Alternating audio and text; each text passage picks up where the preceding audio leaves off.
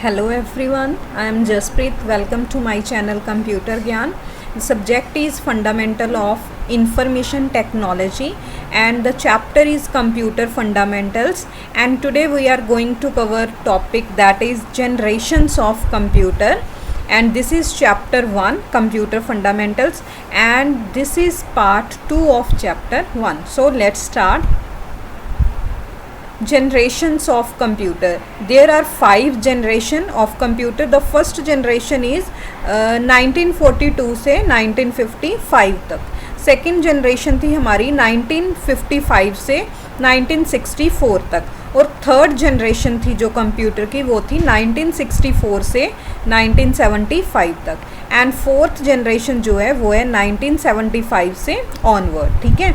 And fifth generation जो present चल रहा है 2000, ठीक है, उसके बाद वाली जो फ्यूचर से रिलेटेड वो हमारी है फिफ्थ जनरेशन. और आप ये डायग्राम देख रहे हो, पहले ये फर्स्ट जनरेशन में ऐसा था कंप्यूटर, फिर सेकंड में ऐसा हो गया, थर्ड फोर्थ में ये हो गया, और अब हमारे पास क्या है, लैपटॉप्स की फॉर्म में कंप्यूटर है. तो सबसे पहले हम करेंगे फर्स्ट जनरेशन. इसमें क्या है, the computer of first generation used vacuum tubes as the basic concept as the basic components for memory and circuitry for CPU. देखो क्या है, जो फर्स्ट जनरेशन में कंप्यूटर थे उसमें वैक्यूम ट्यूब यूज़ की जाती थी ताकि मेमोरी के लिए और जो CPU है उसके लिए वैक्यूम ट्यूब जो थी वो यूज़ की जाती थी. देखो क्या है, जो ये ट्यूब्स हैं वो इलेक्ट्रिक बल्ब की तरह होती हैं जो कि बहुत सारी हीट है वो प्रोड्यूस करती हैं, और इंस्टॉलेशन जो है वो यूज़ की जाती है फ्यूज़ को फ्रिक्वेंटली. ठीक है. एंड उसके बाद क्या, therefore they were very expensive. तो कि वो लॉट ऑफ हीट जो प्रोड्यूस करता है और इंस्टॉलेशन भी ज़्यादा होती है, तो इसके लिए इसे एक्सपेंसिव माना जाता है. And only large organisation were able to afford it. कि अगर कोई बहुत ही बड़ी ऑर्गेनाइजेशन है वो ही इसे अफोर्ड कर सकती है. ठीक है. बहुत ज़्यादा एक्सपेंसिव था ये. और नेक्स्ट है, देखो मेन फीचर क्या थे हमारी फर्स्ट जनरेशन के. सबसे पहला तो वही है कि वैक्यूम ट्यूब टेक्नोलॉजी यूज़ की गई थी और अनरिलायबल है. ठीक है. Supported machine language only. जो मशीन लैंग्वेज थी सिर्फ उन्हें ही सपोर्ट करता था. वेरी कॉस्टली, बहुत ज़्यादा कॉस्टली था. Generated a lot of heat. ठीक है. वही आ गया step. For slow input output devices. जो इनपुट आउटपुट डिवाइसेस यूज़ किए जाते थे वो बहुत ही ज़्यादा स्लो थे. ह्यूज साइज़ बहुत बड़ा था. नीड ऑफ AC की ज़रूरत पड़ती थी. ठीक है. Automatic current. नॉन पोर्टेबल था. हम एक जगह से दूसरी जगह पर उसे नहीं लेकर जा सकते थे. Consumed a lot of electricity. और बहुत ज़्यादा इलेक्ट्रिसिटी वो कंज्यूम करता था. ठीक है. तो जैसे फर्स्ट जनरेशन के कंप्यूटर क्या कौन से हैं, ENIAC, जैसे मैंने प्रीवियस वीडियो में आपको बताए थे. ठीक है. Computer ENIAC, EDVAC, UNIVAC, IBM 701, IBM 650, ये सारे हमारे फर्स्ट जनरेशन के कंप्यूटर थे. देखो इस टाइप के हमारे कंप्यूटर थे. ठीक है. और आप इससे कंपेयर करोगे तो ये थोड़ा बहुत फ़र्क होगा. 42 और 55 है. देखो 1-2 साल का फ़र्क होगा. ये कोई बड़ा इशू नहीं है. ठीक है. नेक्स्ट हमारे पास है सेकंड जनरेशन 1955 से 1964 तक. इस जनरेशन में क्या था, जैसे हम जो फर्स्ट जनरेशन थी उसमें यूज़ किया गया था वैक्यूम ट्यूब. इसमें ट्रांजिस्टर यूज़ किए जाते थे. ठीक है. जो कि बहुत ही चीपर थे और लेस पावर कंज्यूम करते थे, और साइज़ भी उनका कॉम्पैक्ट था. ठीक है. और ज़्यादा रिलायबल था और फास्टर था then the first generation machine made of vacuum tube. जो कि हमारी फर्स्ट जनरेशन मशीन थी वैक्यूम ट्यूब से बनी हुई, उससे ज़्यादा ये बेटर था क्योंकि ट्रांजिस्टर इसमें यूज़ किए गए थे. In this generation magnetic cores were used as a primary memory. जो प्राइमरी मेमोरी थी उसके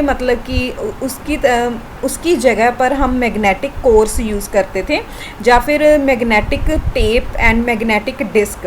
अच्छा. और सेकेंडरी स्टोरेज डिवाइस की जगह पर मैग्नेटिक टेप और मैग्नेटिक डिस्क, ये सेकेंडरी स्टोरेज डिवाइस के लिए यूज़ की जाती थी, और प्राइमरी मेमोरी के लिए मैग्नेटिक कोर्स यूज़ किए जाते थे. उसके बाद है main feature of second generation. कौन कौन से? सबसे पहला तो यूज़ ऑफ ट्रांजिस्टर, ठीक है, ट्रांजिस्टर यूज़ किए गए थे।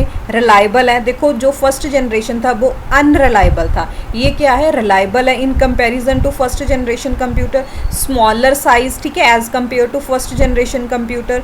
जनरेटेड लेस हीट, जो फर्स्ट जनरेशन में वो लॉट ऑफ हीट जनरेट करता था, लेकिन इसमें क्या है? लेस हीट जनरेट करता है as compare to first generation computer.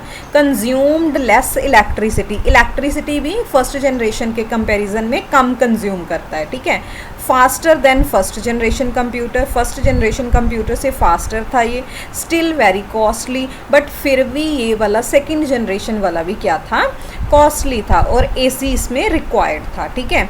Supported machine and assembly language, मतलब जो हमारा फर्स्ट जनरेशन था वो किस लैंग्वेज को सपोर्ट करता था? वो था मशीन लैंग्वेज, ठीक है, मतलब कि मशीन लैंग्वेज। और ये किसे किसे सपोर्ट करता है? मशीन को तो करता ही है, और एक असेंबली लैंग्वेज को भी ये सपोर्ट करता है, ठीक है।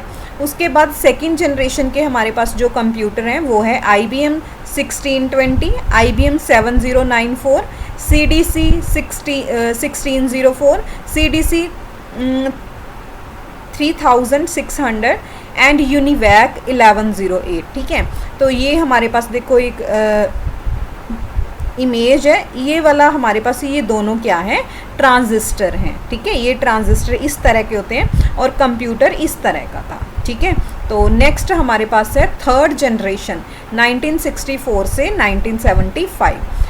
The computer of third generation used integrated circuits, ठीक है, IC भी बोलते हैं हम। ये इंटीग्रेटेड सर्किट यूज़ किए गए थे इन प्लेस ऑफ ट्रांजिस्टर। जैसे सेकेंड जनरेशन में ट्रांजिस्टर यूज़ किए गए थे, उसकी जगह पर IC यूज़ किया गया था, integrated circuit. A single IC has many transistor, जैसे सेकेंड जनरेशन में हम सिर्फ एक ट्रांजिस्टर यूज़ करते थे, जो ये सिंगल IC है उसमें बहुत सारे ट्रांजिस्टर हैं, रजिस्टर हैं एंड कैपेसिटर हैं, ठीक है, अलॉन्ग विद एसोसिएटेड सर्किटरी, मतलब कि ये सारे एक दूसरे के साथ एसोसिएट करते हैं। The IC was invented by Jack Kilby. देखो जो IC था, जो ये हमारे पास इंटीग्रेटेड सर्किट था, ये इन्वेंट किया था जैक किल्बे द्वारा, ठीक है। This development made computer smaller in size, ठीक है, मतलब जो ये IC हमने यूज़ किया था, इस डेवलपमेंट से जो कंप्यूटर था उसका साइज़ भी स्मॉल हो गया, वो रिलायबल हो गया एंड एफिशिएंट भी हो गया, ठीक है। और इन this generation remote processing, time sharing, multi programming operating system, ये सारे यूज़ किए जाते थे, ठीक है।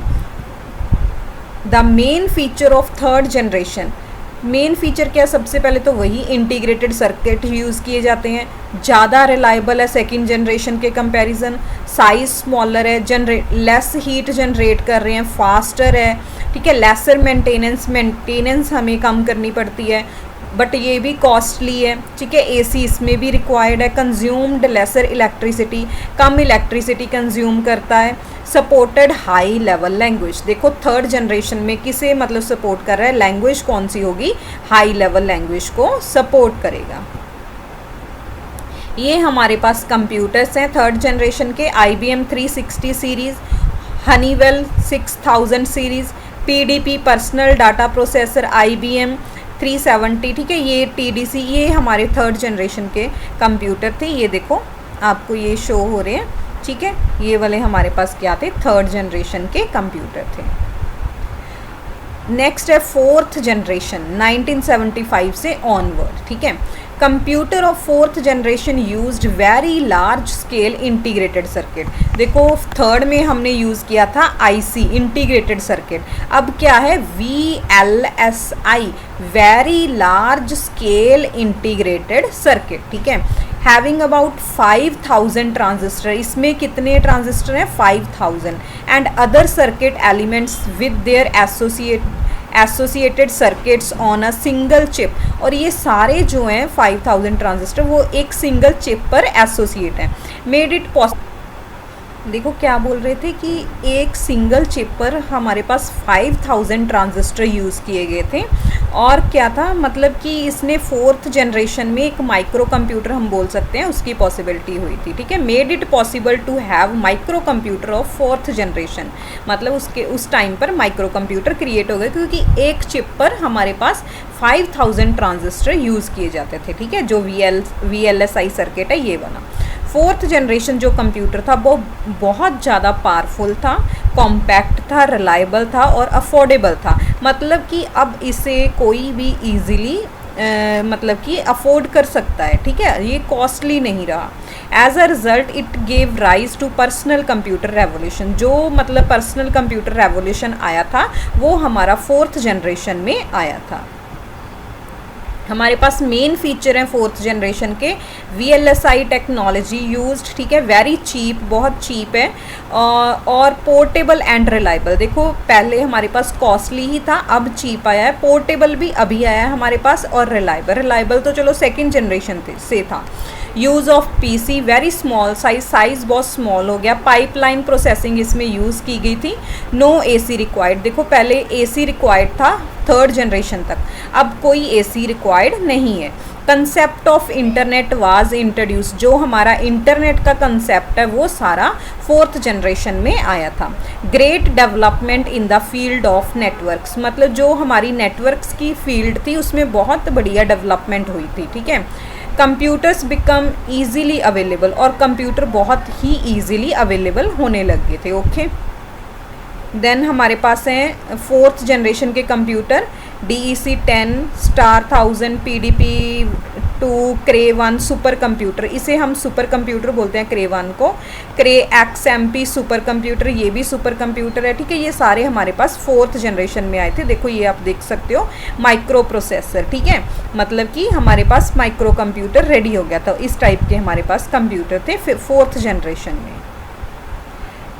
लास्ट वन हमारे पास है फिफ्थ जनरेशन। ये जो प्रेजेंट चल रहा है 2000 हमारा जो मतलब सेंचुरी चल रही है उसकी बात हो रही है फिफ्थ जनरेशन में, ठीक है। In the fifth generation VLSI technology become ULSI। पहले VLSI थी, अब क्या है ULSI का मतलब क्या है, अल्ट्रा लार्ज, इसका था वेरी लार्ज, ये है अल्ट्रा लार्ज स्केल इंटीग्रेशन, ठीक है, technology, resulting in the production of micro processor chips having 10 million electronic component, ठीक है। तो उसमें क्या थे, माइक्रो प्रोसेसर जो चिप थी उसके पास 10 मिलियन तक इलेक्ट्रॉनिक कंपोनेंट यूज़ किए जाते थे। This generation is based on parallel processing hardware and AI software. देखो ये जो जनरेशन थी ये किस पर बेस्ड थी, देखो हमारी फोर्थ भी पैरेलल प्रोसेसिंग पर थी, और ये वाली parallel processing hardware plus AI software, ठीक है, इन दोनों पर क्या थी, ये बेस्ड थी। AI मतलब कि हम आर्टिफिशियल इंटेलिजेंस बोलते हैं, जो मतलब कि जैसे रोबोटिक की दुनिया होगी, ठीक है, मतलब उसे हम आर्टिफिशियल इंटेलिजेंस बोलते हैं।